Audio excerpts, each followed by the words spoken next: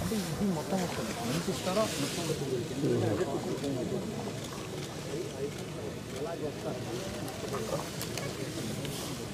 అలా నిలబడి తప్పే ఉంది సార్ లోపల తప్పే ఉంటుంది తప్ప పాలు పోసుకునే సిచ్యువేషన్ లేదు సార్. మొన్న ఒక 10 days వాటర్ ఫుల్గా రెయిన్ ఇచ్చింది సార్. వర్షంకి తప్ప అయిపోయింది కంకెంత. ఈయన పాలు పోసిన టైంలో వర్షం సార్. దాని వెంటనే మళ్ళీ తుఫాను. ఈ తుఫాన్ బాగా బీభత్సమైన గాలికి మొత్తం బ్లాక్ సార్. పూర్తి టోటల్ డ్యామేజ్ సార్. దీనిలో పనికి వచ్చేది కూడా ఏం లేదు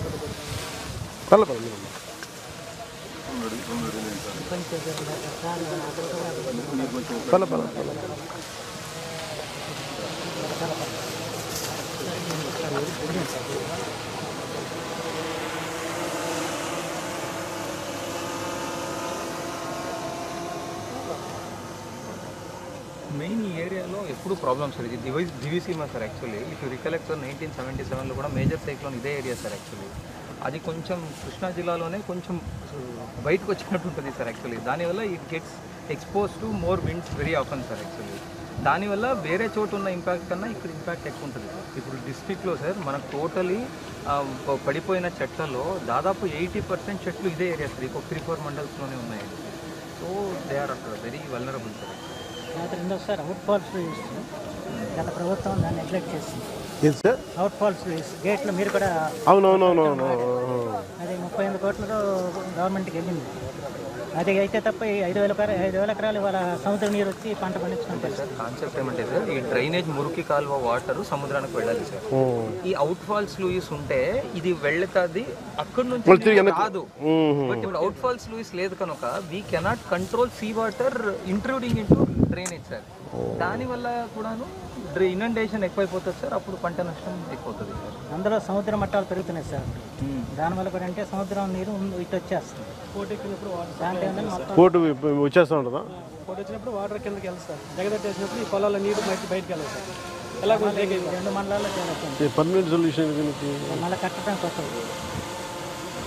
పాత అవుట్ ఫాల్స్ లూయిస్ని కరెక్ట్గా పెడితే సార్ మానిటరింగ్ అయిపోతుంది సార్. ఇంకా మనం అక్కడి నుంచి వచ్చే వాటర్ ఇటువైపు రాదు.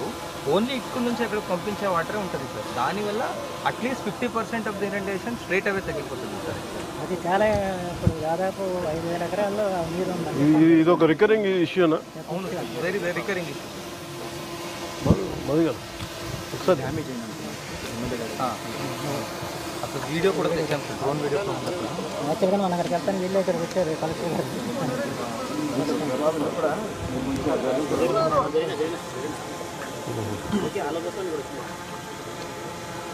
ఇవన్నీ తీసి మళ్ళీ కొత్త కట్టి గేట్లు పెట్టాలండి. ఇదంతా మా రీకన్స్ట్రక్ట్ చేయాలి. అప్పుడు మీరు కూడా వచ్చి మాట్లాడుతుంది. లాక్లైన్ చెప్పారు. ఇక్కడ అయితే ఇలా ఉందండి. మా దగ్గర మా ఏరియా అంతా మొత్తం తప్ప 90% అసలు పాలు పోసుకున్న టైం అన్నది ఈ టైం. ఇది కూడా అదే ఉంది కదా. ఇది కొన్నే ఉన్నాయి, ఇక్కడంతా పాలే ఉన్నాయి. అదే కొంచెం ఒక రోజు అటు ఇటు అంతే కదా, 2-3 రోజులు పడుతుంది. గ్రేట్ క్రాప్స్ ఇక్కడ అంతా తాలే సార్.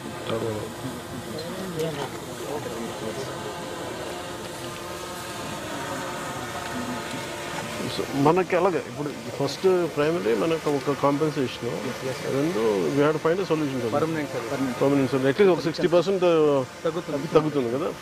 సార్ ఇప్పుడు రికలెక్ట్ సార్ విజయవాడ ఫ్లడ్స్లో కూడా సార్ విజయవాడలో వాటర్ అన్ని రోజులు ఉండడానికి కూడా కారణం వెనక్కి పోటు సార్. యాక్చువల్లీ అప్పుడు సముద్రం was not observing the water sir. Actually అప్పుడంటే అప్పుడు అఫ్కోర్స్ సార్ అప్పుడు పౌర్ణమి అది ఉంటుంది.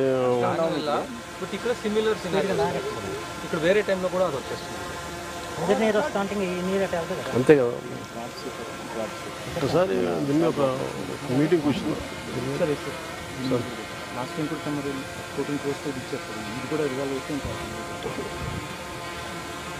వీళ్ళు ఓకే మీకు కదలండి.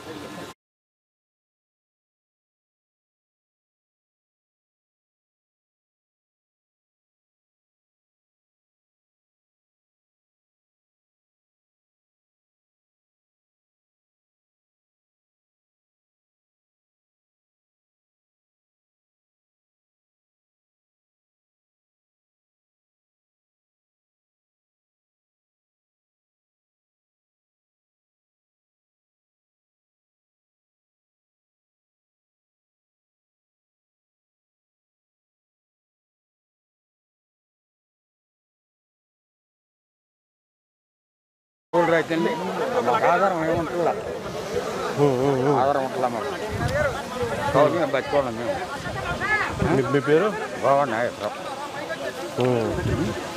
మీరెంత కౌలు చేస్తారు 5 ఎకరాలు ఉన్నారా 5.5 అండి మీ పక్కన ఇటు వచ్చి మీరు ఇటు పక్కన రైతులే మాకేం ఇవ్వరు కింద వచ్చినప్పుడు ఏమన్నా జరిగినప్పుడు ఏమన్నా కావాలంటే ఎవరు మాకు ఆధార్ కార్డు నేను మాట్లాడతాను సరే కౌలు రైతులు నాకు అవగాహన ఉంది నేను మాట్లాడతాను తప్పనిసరిగా అయ్యా నువ్వు బాగా ఉండాలి మాకు మేలు జరగాలి పల జాగ్రత్త మీ పేరు ఏమన్నారు గోవాడు నాగేశ్వరం మీ పేరు రమేష్ అండి మాధవ్ అయ్యా ఓకే